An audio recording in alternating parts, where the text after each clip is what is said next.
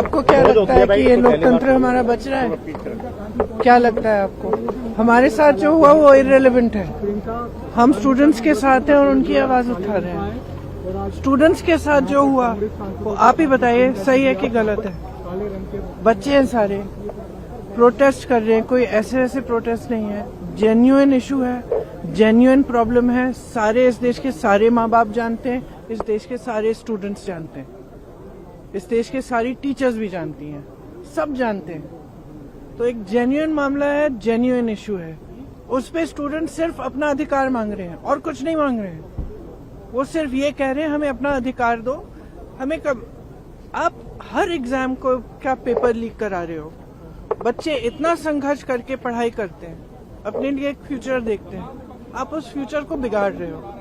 आपने पूरी education budget का क्या, आपने 1.4 लाख करोड़ पूरी एजुकेशन बजट है पूरे देश के यूथ के लिए, और अडानी जी और अंबानी जी को आप 16 लाख करोड़ आप मुफ्त में लोन माफी कर रहे हो।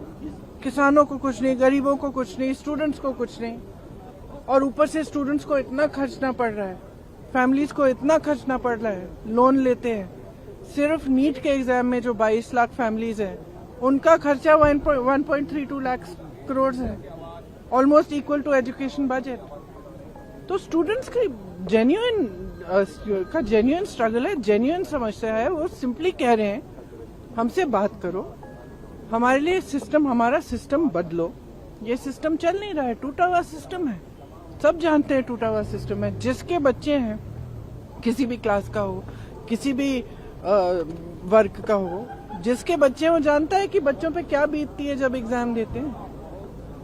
और आप सोचिए कि 26, 27, 28 साल के बच्चे बार बार एग्जाम दे रहे हैं, बार बार पेपर लीक हो रहा है, अपनी नियुक्ति का वेट कर रहे हैं, नियुक्तियां नहीं हो रही हैं, तो फ्यूचर तो बर्बाद हो रहा है ना सबका।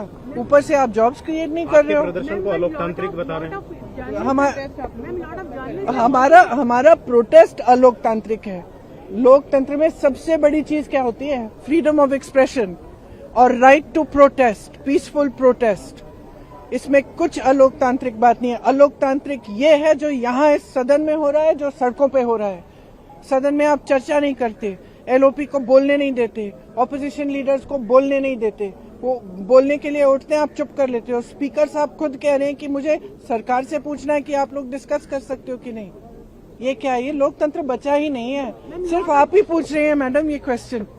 पूरा देश जान रहा है कि कोई लोकतंत्र बचा नहीं है इस देश में।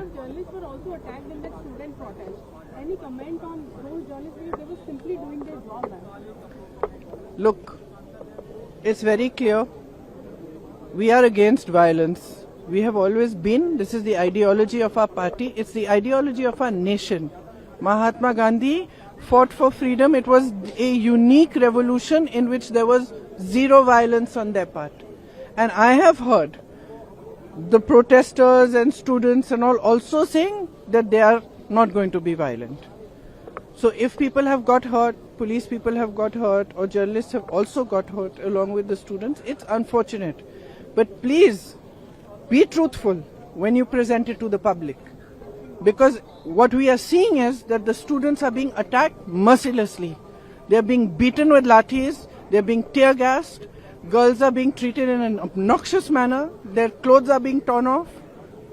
How do you think they feel that this is their country, this is their parliament, these are their representatives, this government has been voted in by them, and the youth heavily voted for this government? How do you think they feel? They feel completely betrayed. And I'm sorry, but I don't care what all you people say and what you put on the media and what you present. Our duty is to stand with them.